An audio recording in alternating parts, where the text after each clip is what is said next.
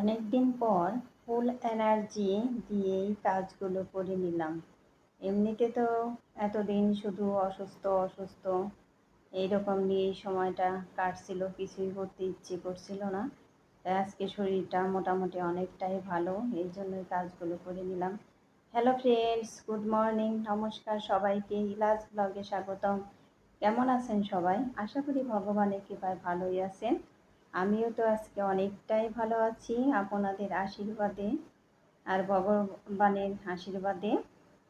এই তো এই যে এখন সকালবেলা ডিম টোস্ট করে নিব। মেয়ে কালকে রাতে আমাকে বলে রেখেছে মা কালকে টিফিনের ডিম টোস্ট বানিয়ে দিবে, তাই ওকে এই তো 4 পিস ডিম টোস্ট বানিয়ে দেব।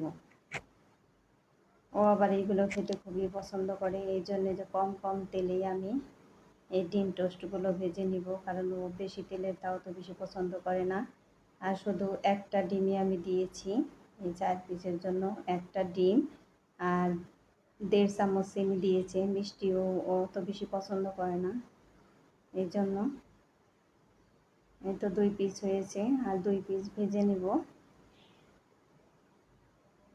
সকালবেলা তো রুটি খেয়ে যাচ্ছে, রুটি আর কলা দিয়ে,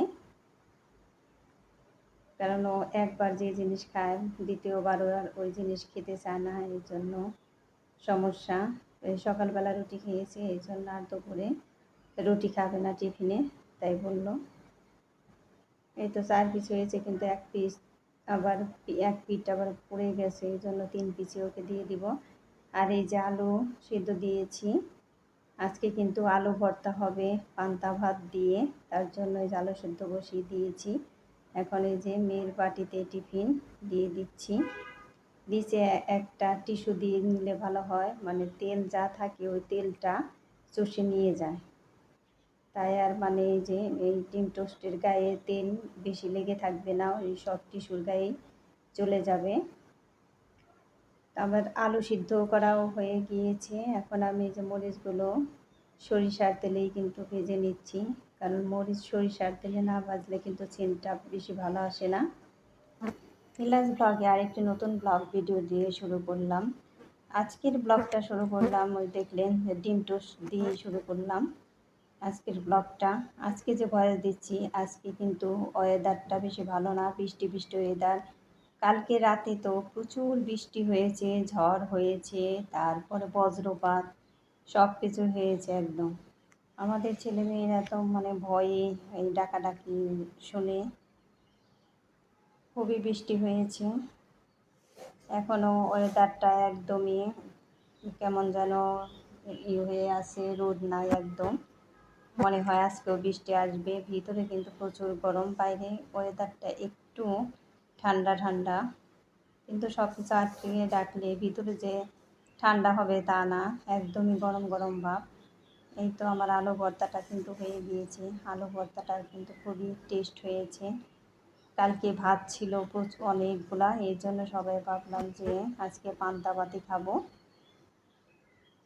এই তো সকালের খাওয়া দাওয়া শেষ, এখন কিন্তু এই গুলশা মাছগুলো ভেজে নিচ্ছি। আজকে রান্না হবে গুলশা মাছের তরকারি আর হলো বান মাছের তরকারি। এই কয়দিন তো মানে চুলার কাছে আসতেই পারি না, শুধু বর্দি সব কিছু করছে। আজকে যেমন আসছি, এই যে এই মাছগুলো কিন্তু আমি ভাজছি এখন, কিন্তু রান্না করবেন হচ্ছে বর্দি। আমাকে বলছে যে আমি একটু ওয়াশরুমে থেকে আসি, তো এইগুলো একটু ভেজে নিই। এই তো আমার মাছগুলো ভাজা হয়ে গিয়েছে, ততক্ষণে কিন্তু বর্দি এসেই গিয়েছে। আমি যখন এটা করছি তখন তার আমার হাত থেকে নিতে পারে না, এই জন্য এই মাছগুলো উঠিয়ে দিলাম। আর এই যে বাম মাছও একসাথে ভেজে নেব,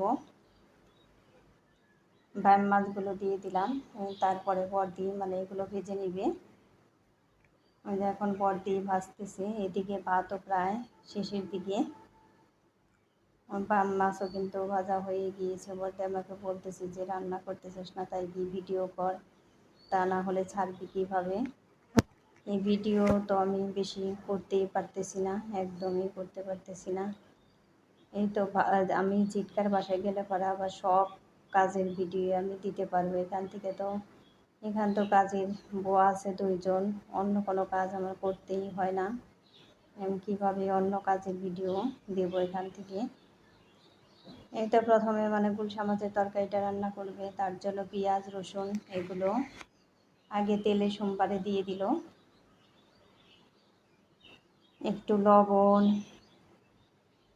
তারপরে কেটে রাখা টমেটো দিয়ে দিল। টমেটো আলু এগুলো দিয়ে কিন্তু গুলশা মাছটা রান্না করবে, নতুন আইটেম।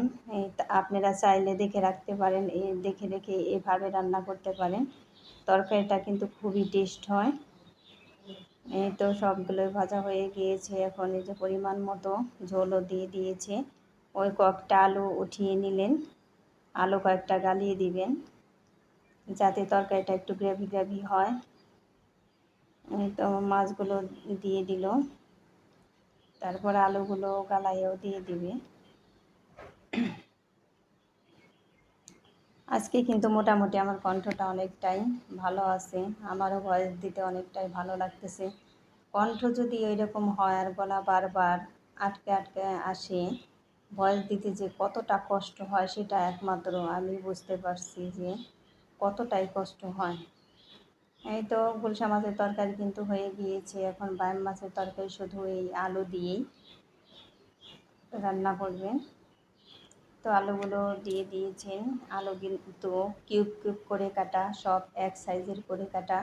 এগুলো কিন্তু আমি কেটে দিয়েছি সুন্দর করে, সবগুলো এক সাইজ, কারণ তরকারির আনাজ কিন্তু সবগুলো এক সাইজ না হলে সুন্দর দেখা যায় না।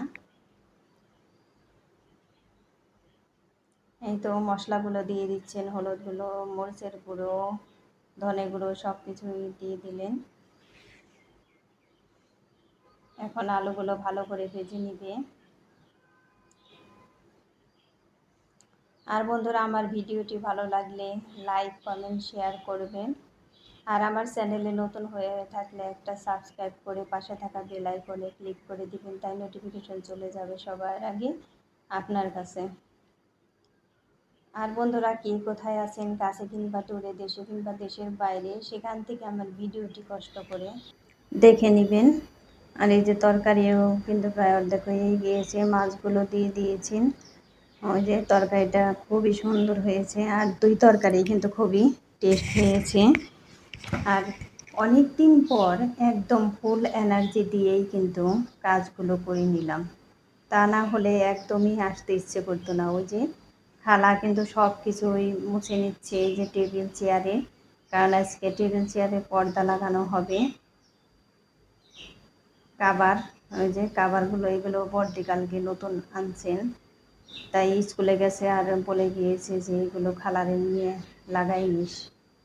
তাই আমি এই যে এক এক করে লাগাইতেছি, খালা বলতেছে যে আমি যে একটা একটা করে মুছে দিচ্ছি আর আপনি একটা একটা করে কাবার লাগাই দেন। ওই দেখেন কত সুন্দর দেখা যাচ্ছে, একদমই সুন্দর দেখা যাইতেছে। এই টেবিলের কাবারটাও পেতে নিচ্ছি, খুবই সুন্দর লাগছে। এখন এইখানে যে আপনাদের কাছে কেমন লাগছে তা বলতে পারবো না, কিন্তু এই সামনে সামনে যে এত সুন্দর লাগছে তা বলার বাইরে। যাই হোক, এই টেবিলের পর্দা, চেয়ারের কাভার, টেবিলের কাভার সহ সব মিলিয়ে এই সেটটা কেমন হয়েছে আপনারা একটু কমেন্ট করে জানাবেন। আমাদের কাছে তো খুবই ভালো লাগতেছে। আমি কিন্তু স্নান করে আসছি, তারপরেও আজকে একটু ভালো লাগতেছে, এই জন্য এগুলো করতেছি। যাই হোক, সবাই ভালো থাকবেন, সুস্থ থাকবেন এই কামনা করি ভিডিওটি শেষ করছি। ভিডিওটি আর বেশি বড় করব না, আর সবাই আমার ভিডিওটি দেখে নেবেন। আমার ভিডিও দেখতে কিন্তু বেশি সময় লাগবে না, তেমন বড় না। আর সবাই তো অর্ধেকের বেশি দেখে ফেলেছেন, আর বাকি কেন শেষেরটুকু দেখে নেবেন। বন্ধুরা, আমার পুরনো বন্ধুদের কিন্তু বলতে হয় না, তারা এমনিতেই দেখে নেয়। আর পরবর্তী ভিডিও দেখার অনুরোধ রইল। টাটা।